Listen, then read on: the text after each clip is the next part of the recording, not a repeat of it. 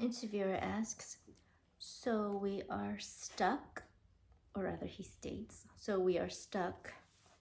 Alexander Laurent replies, yes, what remains is frustration, which at most is expressed here and there in the applause of embarrassing appearances of oh so resistant comedians on television, whereby even they are not allowed to say everything, often know very little themselves and thus misdirect their audience because as comedians they simply cannot or do not want to add up one and one.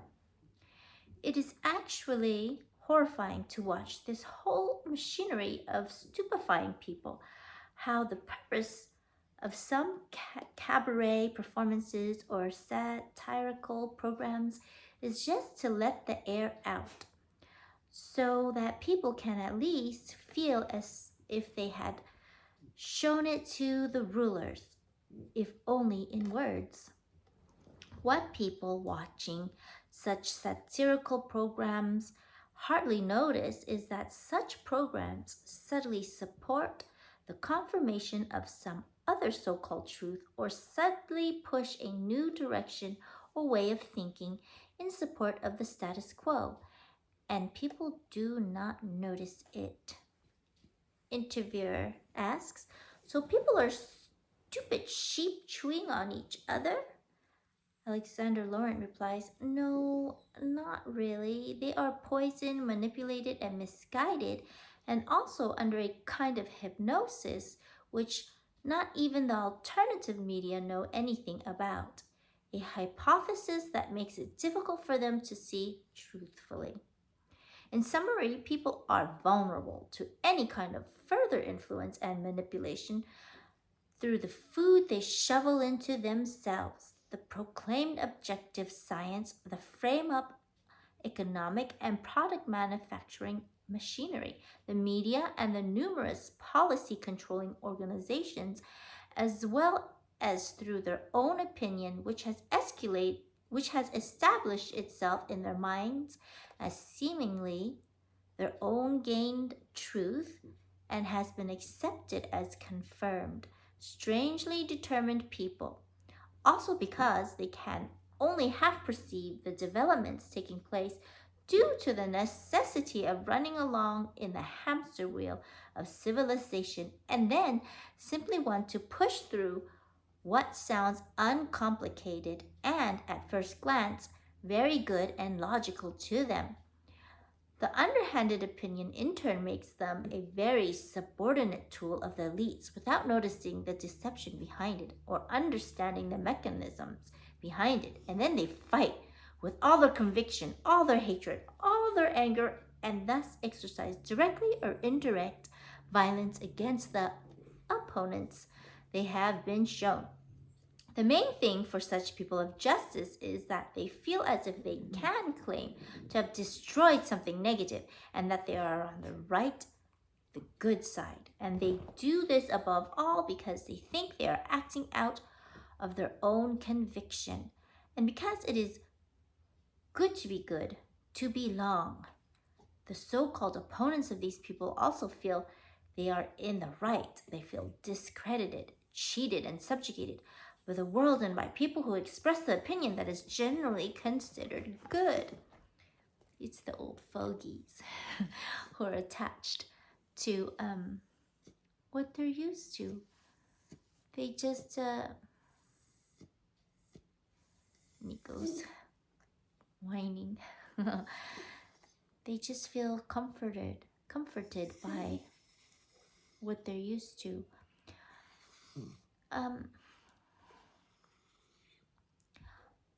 I think we need to look at our youth. In my last video I just made earlier today, I was talking about how the youth, they don't want to work. They have this like a inner, I guess when they come here, they all come here for a reason, you know, the youth, and they're pre-programmed, I guess. And now the youth doesn't want to work. think they're just more connected to source. The more connected to source you are, as I said in the video I had earlier posted today, they know what's right and what's wrong and what's real. They know that God or source gave us this planet for to have free food and free water, but the controllers has made us a slave to money to get basic necessities in life. You know how the old fogies, back in my day, I had to drudge through and walk through 9 miles in the snow, just to get to work to feed my family who was starving. I had to go and do child labor so I could feed my family who was starving. And then they say, when I have children, I don't want them to suffer like I suffered. So they give their children things that they did not have. They do it out of love for their children. And then they complain that we're spoiled and don't work or don't do things their way.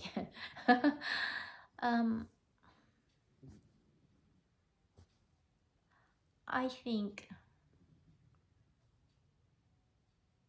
history has taught us by patterns, like the youth is our future. You need to open your minds to and have faith in our youth and our young who are going to end up inheriting the planet, provided the evil system doesn't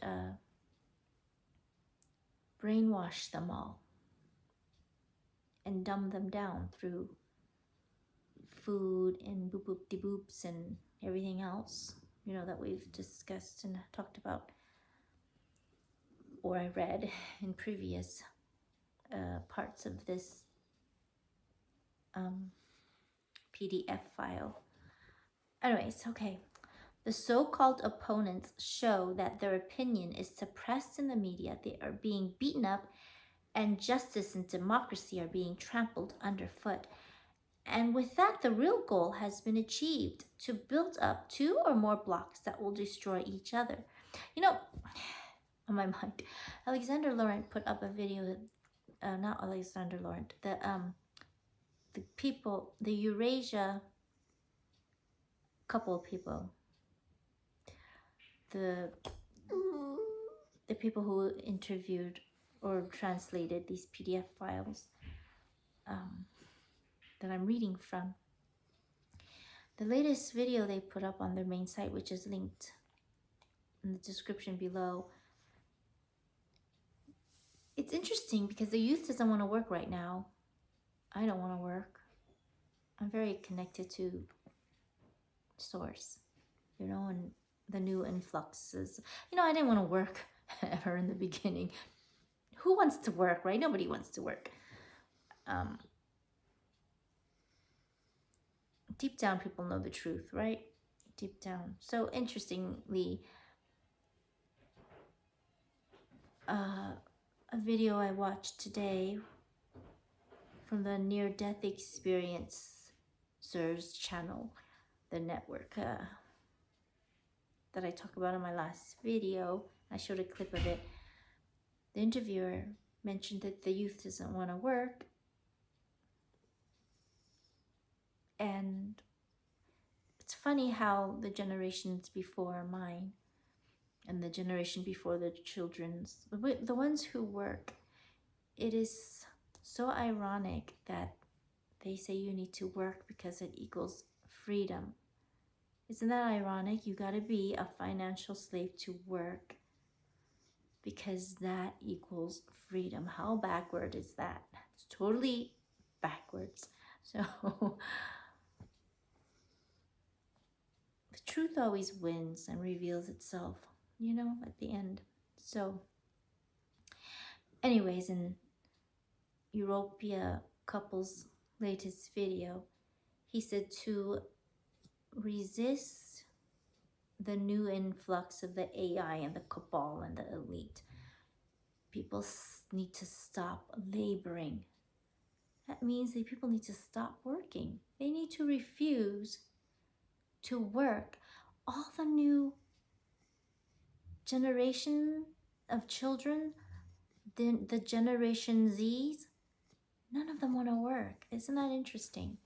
It's like they are here pre-programmed for the changes, for a new system, for a new earth, for a new lifestyle. And we should trust that. I'm never going to be the one saying, oh my God, the youth are all,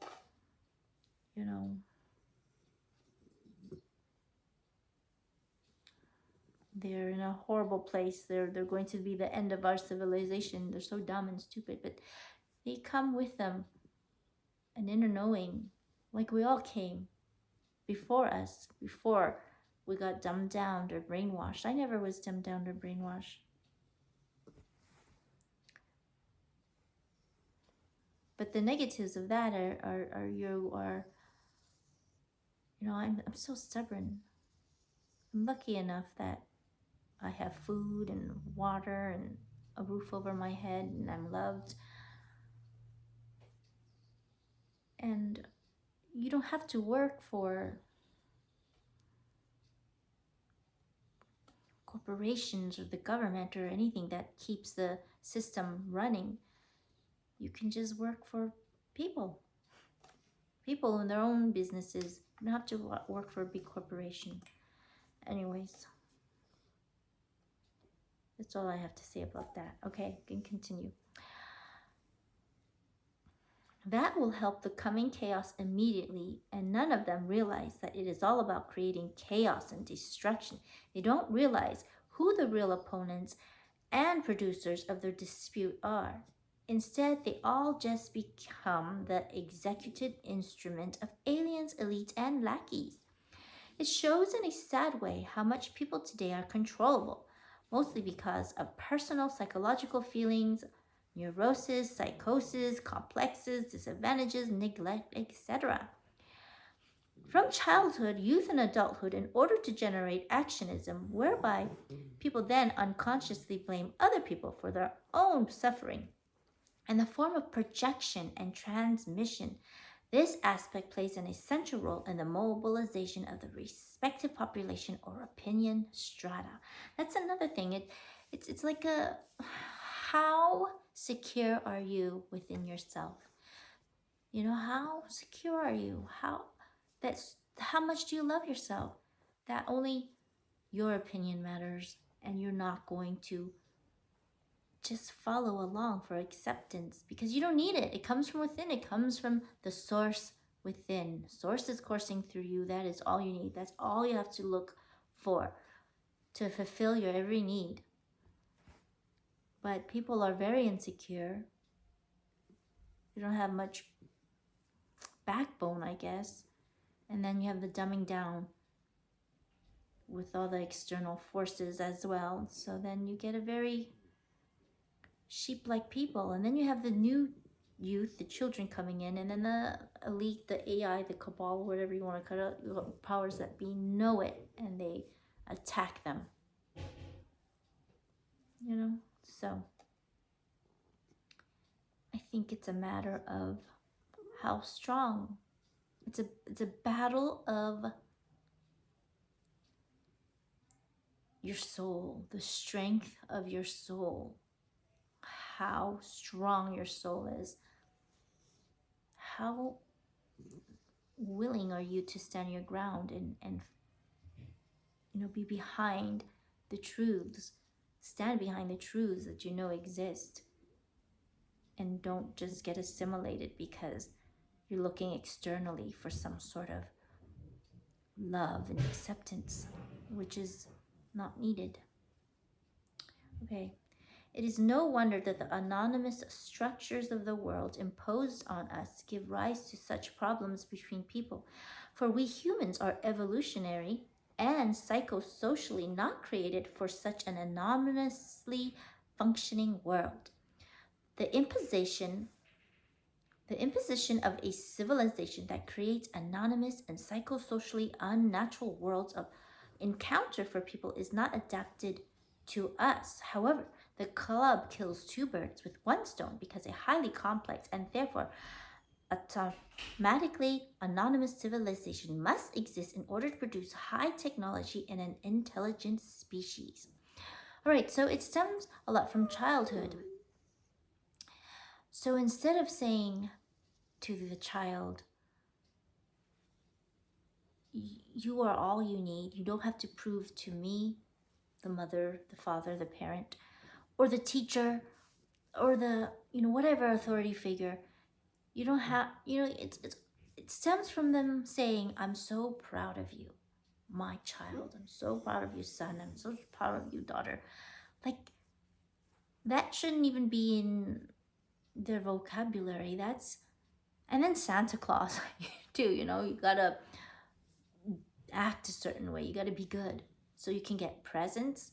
It's like training your child from a very early age to sell out, right? To get rewarded by acting a certain way or not acting a certain way. That takes the power out of them and puts it onto others for material items, which is so petty and shallow and wrong. You're going to give it all up for some material item that never ever fulfills your soul. So there's a lot of these positive childhood rearing, positive parenting, where you don't ever say to the child, I'm so proud of you. You say, you should be proud of yourself. Whenever the child has any sign of accomplishment, put the benefit where it rightfully belongs to the child. So that's how you build security, confidence. You say, that was such an amazing thing you did. You should be very proud of yourself. You should be proud of yourself that you completed this goal, that you accomplished whatever accomplishment they completed, right? That's where the language is important. That's where people should be teaching their children, instead of saying, I'm proud of you, and instead of saying, I always tell my kids, it doesn't matter what I think. It doesn't matter what even Jesus Christ thinks. You're never going to look for anybody's approval outside of yourself. So that's how I raise my kids, and that's how it should be for all parents. And then you can see change in the future. When everybody's confident with themselves, they can filter out all this BS and seek approval of others and end up in the place we are now, right? And it's from religion too, from God, from a judgmental God who you need to repent all your sins, and you got to do right, and then this fear that we grow up believing that we can't trust our own judgment, this fear that you can't trust your gut instinct and you have to be very logical, and these problem solving where there's no problems even exist. Making you think that nothing is ever good enough. You always have to fix something and it's not even broken. All right, anyways, the interpersonal and social problems that arise in this civilization can then be used by the club to carry out further social steering processes. Well, what I actually want to say is that the construction of our propagated togetherness within this anonymously constructed world with its existing patterns of work and life is extremely harmful to the tribal creature man. But a high-tech development which can make the digitalization of a species possible in the first place always requires such a form of civilization, which in the process always generates a variety of pathological, psychological problems. But there is actually another way, as the spiritual species in space prove. Well, now I'm a bit off. You know,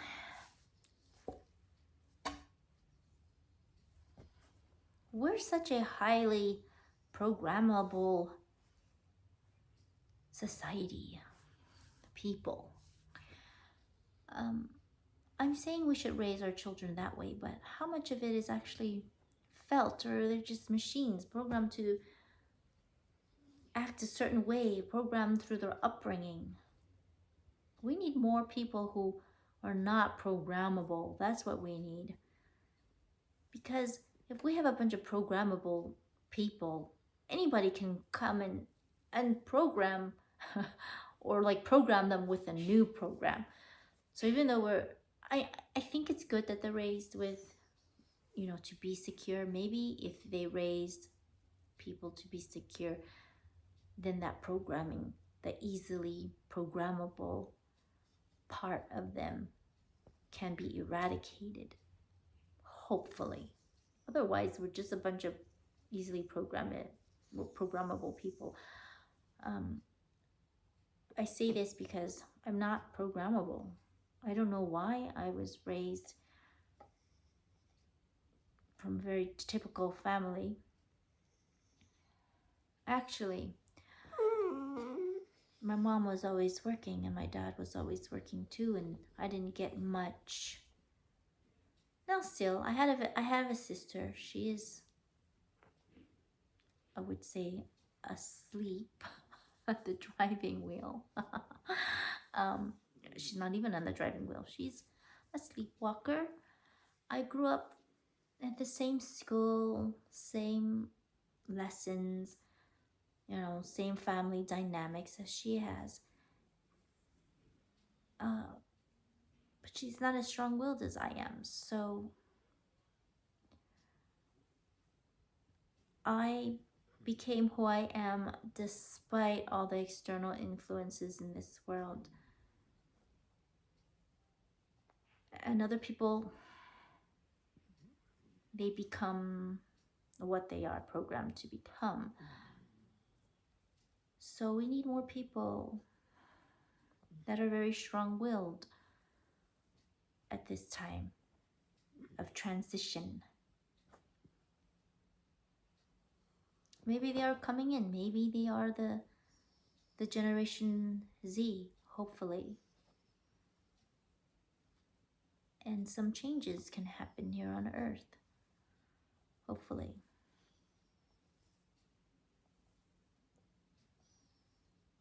I don't know what makes me more strong-willed than others. Is it the soul? Maybe it's my soul. Maybe because my home planet is Pleiades. I'm just here to, I don't know, share my frequency. Who knows?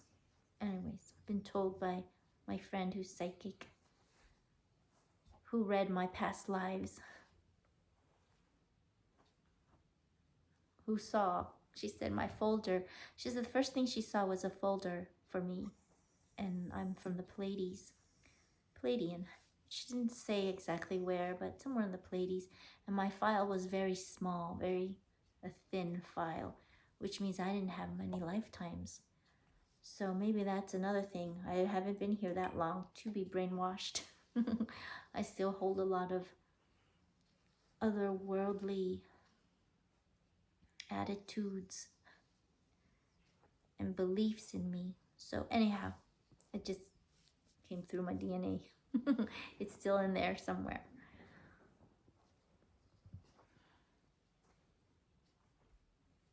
so unlike the typical person. Anyways, all right. Where was I?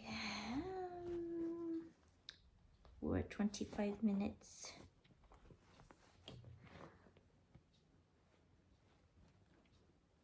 All right, I'm gonna end it here to keep it short, and I'll continue in the next video.